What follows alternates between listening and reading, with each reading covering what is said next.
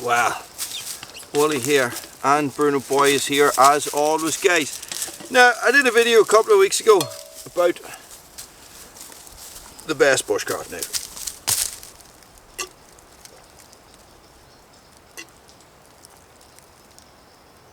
You've read the title. There's a little follow-on. Stay tuned.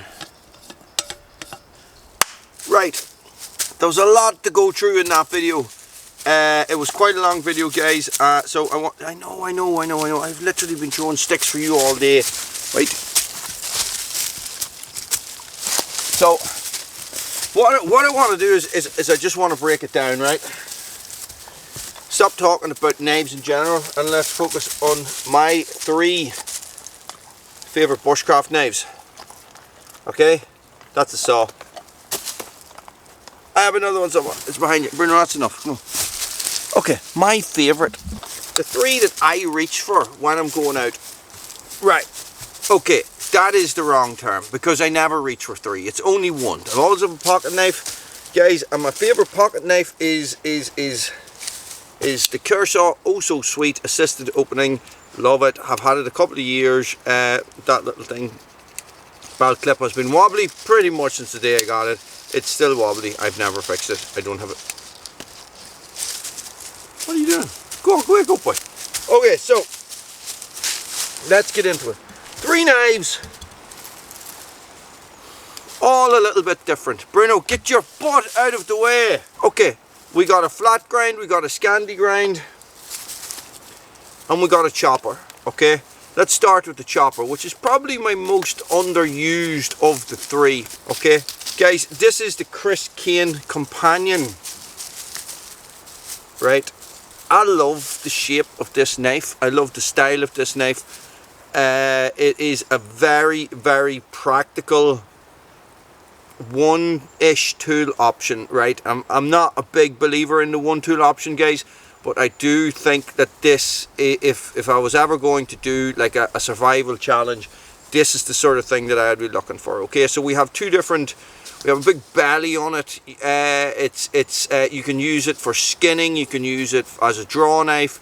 It has a nice choil, so you can get right up in there. It's got a multi-position handle, guys. And this one I have is made in Sheffield.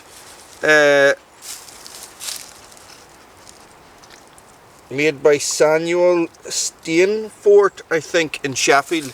And I think the later ones were made by Battle Horse Knives or Blind Horse Knives or whatever they were. I know they might have split. Guys, I love this. I love this style. The way that it bellies away from you, as opposed to a kukuri or a kukuri, which where the point goes that way, which doesn't make sense to me.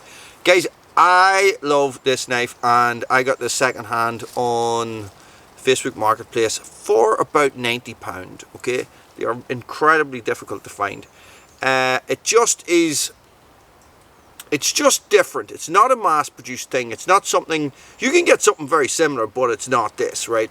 And I just love it. As when I saw it first, I was like, that's it. That's.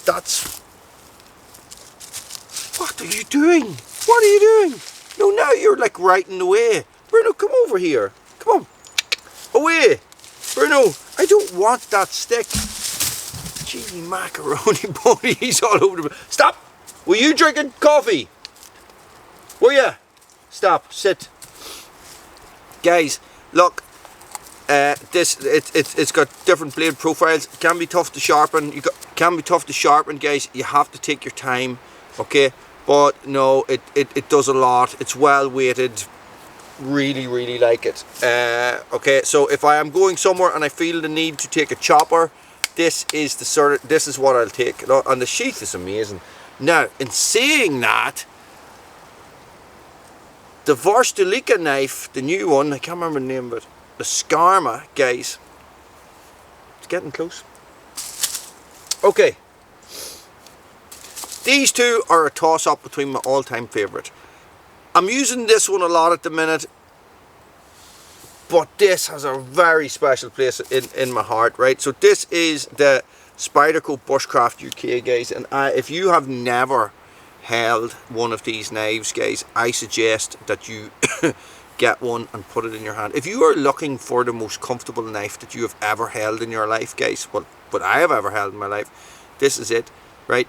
You look at this handle and all, and you think to yourself, look at how shiny that is, and all these different things, guys. It doesn't make a difference. It just is like you put it in your hand and it's like, that is perfect. That is perfect, guys. 3.5mm thick,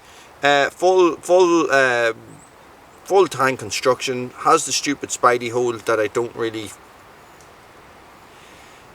I get it on the folders, but on this they shouldn't have put it in. Okay, guys, and this is 01 tool steel as far as I'm aware.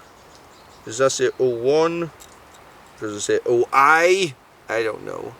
Guys, this is just a class knife. Now, this is not the sheath that it came with, because the sheath that it came with is crap, right? For a 200 and something pound knife, they really did not make a good sheath. This sheath was made by Ashdown Forest Crafts. I'm going to go out on a limb and try and remember the name of that. Can't remember his name. Sorry, I'll flash it up on the screen, guys. And he likes this knife. He had one. He makes sheets for this knife, and it's worthwhile, you know.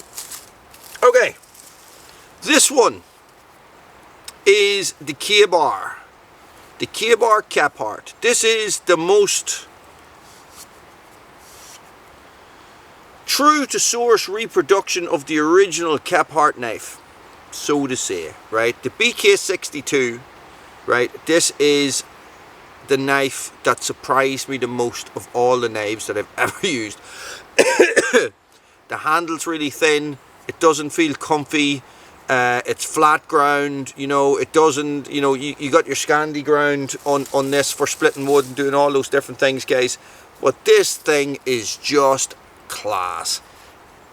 It really is. For me, it was an absolute inspirational knife. I got into this. I got this knife. Steve lent me this knife, and he said, "Try it." And I was like, "No, I don't want it. Don't want it. No, what am I going to do with that? Look at the state of it." That was like a kitchen knife, guys. After using it for a little while, I was like, "I love this." Okay, let's start looking into Kephart and stuff. I'm not one of these people who like researches all the guys and, you know, and knows a lot of history about the bushcrafters and stuff like that. I know a bit, but like, I went down this rabbit hole of primitive and you know, like frontiers and you know, different axes and styles and flint and steel and all that sort of stuff, and because of this knife. And this thing is class, absolutely class. Now, like this one, they're up there in price. They're over 200 quid. But my God, guys, when I hear people talking about KABAR not making good knives, I know they're generally talking about the fighting knives and stuff and their flaws. Guys, this thing is just brilliant. That thin handle, you think that it's going to be no good. It just works. The whole lot of it just works. It's got a really nice blade length. You know, it's not sharpened or anything for using a ferro rod, guys, but I always have a striker of some description, and if you're really, really stuck, you can find something else to scrape a ferro rod. Isn't that right, Bruno? Guys, that is my 3 favourite bushcraft knives. My absolutely 3 favourite. If I was to pick 3 out of everything that I own, these are the 3 that are used the most. Definitely these 2 here. Both solid knives, guys. Absolutely solid knives. Pricey, but this is the thing about when you get into these, you know, I'm sure if you're sitting watching this and you're into guitars and stuff like that, there's thousands of pounds worth of guitars lying around your room. Do you know what I mean? This is the thing about hobbies, you know. We very quickly get into the good stuff, right? I spend a long time with the crap stuff as well, like so. Was that my first really good knife? That could have been my first really good knife, I have to say. Anywho, that's all for me and Bruno, who might have eaten my Coca-Cola. I don't know, he's being a little bit mental, aren't you, Bruno? Yes. Thanks for watching. Stay frosticus.